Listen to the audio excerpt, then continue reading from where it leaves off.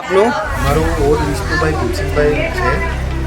હું અહીં મંદિરનું બધી રીતે બધું કામ કરું છું.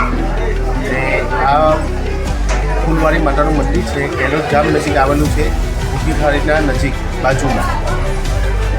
તો અહીં શ્રદ્ધાળુઓ ક્યારે ક્યારે આવે છે? અહીંયા સર્જાયું એમ તો કન્ટિન્યુ ચાલુ જ રહે છે, પણ રવિવારે અને મંગળવારે સૌથી વધારે પબ્લિક રહે છે. બરોબર. આમ મેરડીમાંનું શું મહત્ત્વ છે? આ બધા લોકો માનતા રાખે છે ને પોતપોતાની માનતા પૂરી કરવા આવે છે. માતાજી કામ કરે તો લોકો માનતા પૂરી કરે છે. દૂર દૂરના લોકો અહીંયા આવે છે, હા, દૂર શ્રદ્ધાળુઓ આવે છે. એમપીથી લઈને મહારાષ્ટ્ર સુધીના બધા પબ્લિક આવે છે. દરેક પબ્લિક આવે છે. કેટલા વર્ષોથી આ લોકો શ્રદ્ધાળુઓ આવતા છે? 100-150 વર્ષનું જૂનું છે. જૂનું મંદિર છે મેરડીમાંનું, ફૂલવાડી મેરડી. ફૂલવાડી મેરડી માતા દરેક લોકોના દુઃખ દૂર કરેલા છે. બરોબર. શું નામ છે તમારું? રાજુભાઈ શ્રીભાઈ ગુજ્જર. રાજુભાઈ, રાજુભાઈ ગુજ્જર. તમે ક્યાંના રહેવાસી છો? અંકલેશ્વર.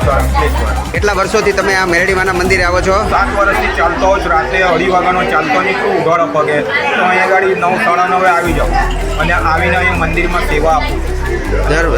ઉપરાંત બી હું અંબાજી 43 વાર ચાલતો ગયો છું. 6 થી 7 દિવસમાં અંબાજી પહોંચી જાઉં.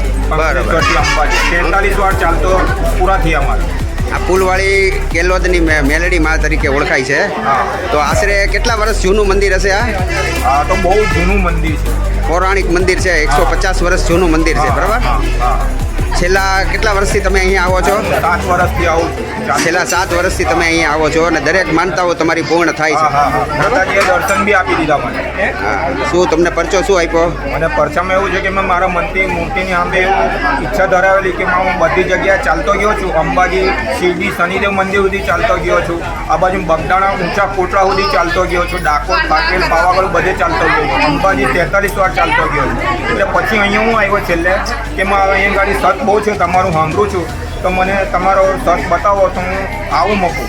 બરાબર. તો મને હું 11 રવિવાર ભર્યા એટલે મને એમણે સત